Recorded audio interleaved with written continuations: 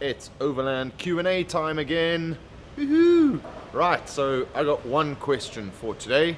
It's going to be quite a long question, so we'll do the question and we'll do the SpeedX tip of the week. Great. So this question comes from JDJKL76. All right, so I take it you obviously got a Jeep. All right. I've just purchased a new Jeep Wrangler and would like to know what top 3 modifications you would do first.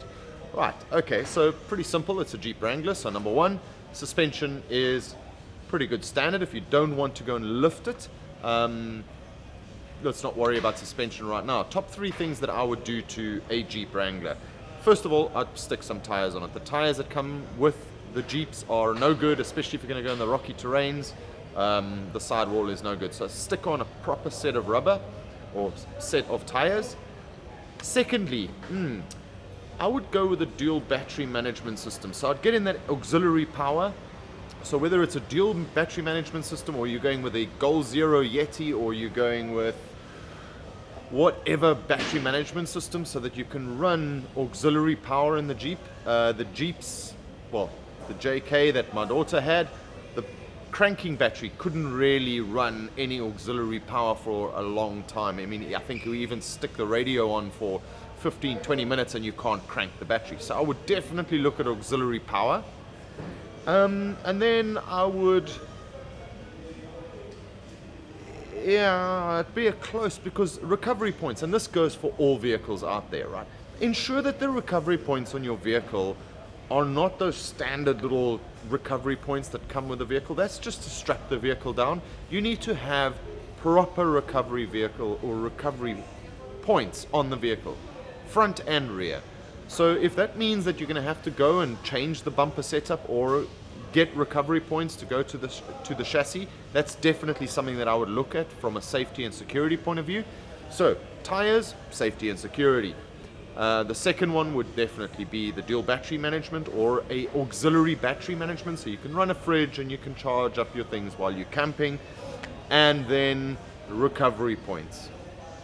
I would leave the suspension for last, because I don't know what setup you're going to run with. Are you going to run with ground tents and stick them into the back of the vehicle? Are you going to go rooftop? Are you going to put a roof rack on it? Extra fuel? These things are very, very, very thirsty on fuel, so make sure that you've got enough fuel for the range.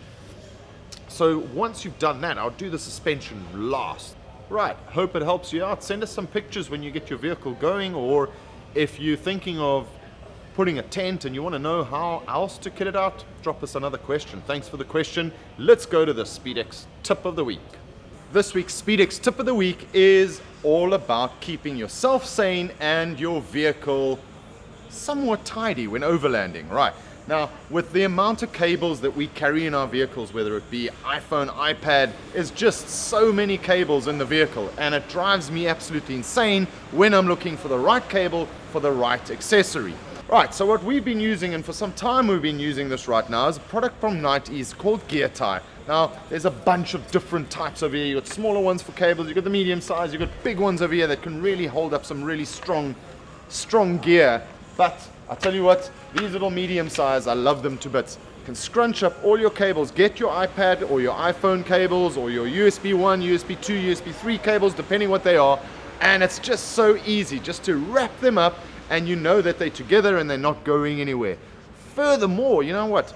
Ant loves these things. She goes to the back of the car and she'll take all her dish towels that we've been using to do the dishes, and she'll just find a little spot, hang it over there, and your dish towel can hang up and dry while we're driving. So it just clicks on anywhere behind the seat, behind, you know it, and there we go, job done. Versatile little tool, and it's multifunctional, which is perfect for us overlanding.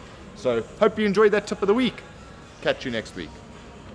And that's it for this week's show. Hope you enjoyed it. We're trying to keep them as short and sweet as possible, and we'll catch you in the next show. Remember, if it's dusty, drive it.